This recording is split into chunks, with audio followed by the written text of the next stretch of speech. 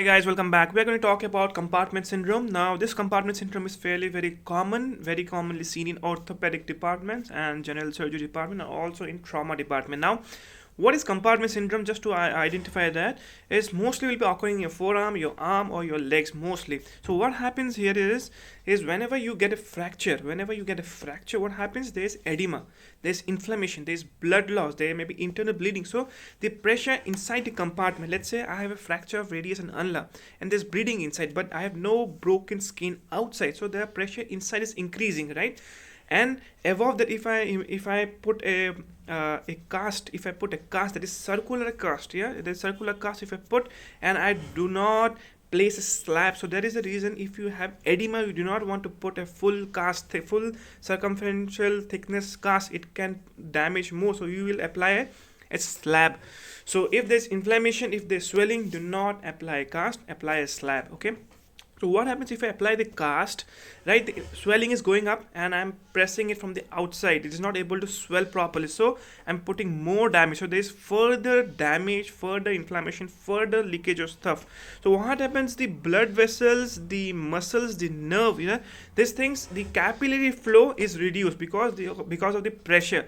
So what happens? You'll be having severe amount of pain. So the muscles will die slowly. There will be ischemia. So when there is ischemia, muscle will die. After that, there will be fibrosis, and then later on you'll be able to see there will be stiffening.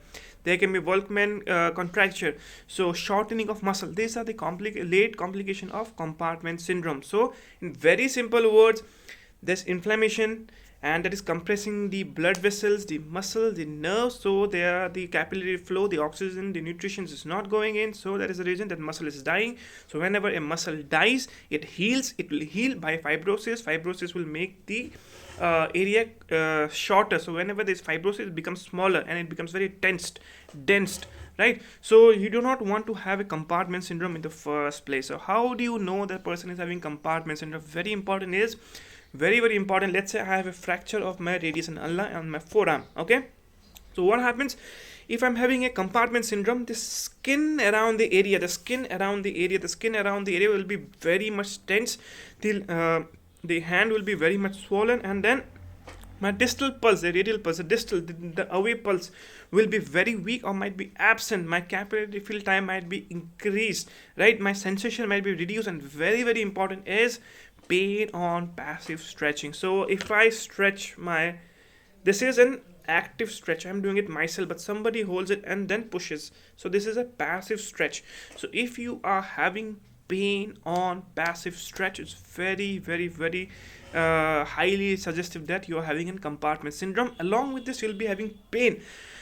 Anytime I get injury, I'll be having pain, definitely, but this pain will be out of proportion pain. So if I have a fracture, yes, definitely I'll be having a lot of pain, but this pain, if I'm having compartment syndrome, will be out of proportion, and this pain will not reduce by taking painkillers. So pain out of proportion, pain on passive stretching, the pulses will be reduced or might be absent, the sensation might be reduced, the skin will be very tense, shiny, and tight, right? There will be a lot of swelling, then there will be a capillary fill time will be increased, the sensation will be gone. So these are the things you know that there may be compartment syndrome. Now, how do you know? Obviously, if you suspect the infection, or you suspect a trauma, or you suspect a fracture, or you're suspecting somebody's applied a cast very tightly, right? So these are the things will put you in risk of developing compartment syndrome. Now, what is the treatment?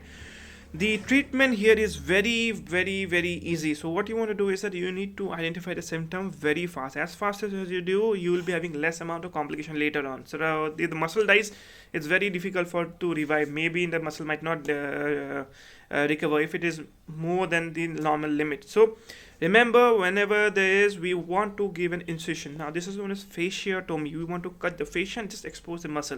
So what we are doing is, let's say this is my muscle, right? This is the direction of muscle. I will never ever cut with a 90-degree. This will make my muscle very weak, right? I always want to cut in the direction of the muscle. Never ever cut in this manner. So it will make it very risky. Not because of the muscle, also the blood vessel. I am literally cutting the blood vessel into half.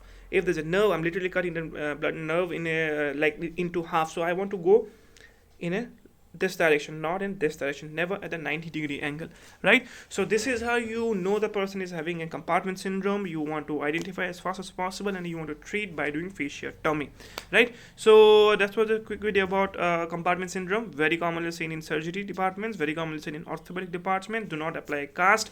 If there's swelling, put a slab. Do not apply the bandage very tight. So if you do these things, you definitely will be able to manage a case of compartment syndrome. Watch out the symptoms. What symptoms? Pain on passive stretching, pain out of proportion, pulses might be very weak, capillary fill time will be increased, and then the sensation will be reduced. There will be more pain, just generalized, very much pain will be there, and treatment is do fasciotomy, that's all. And if you are suspecting the person might be having swelling, do not apply a cast, just apply a slab. Okay, so thanks.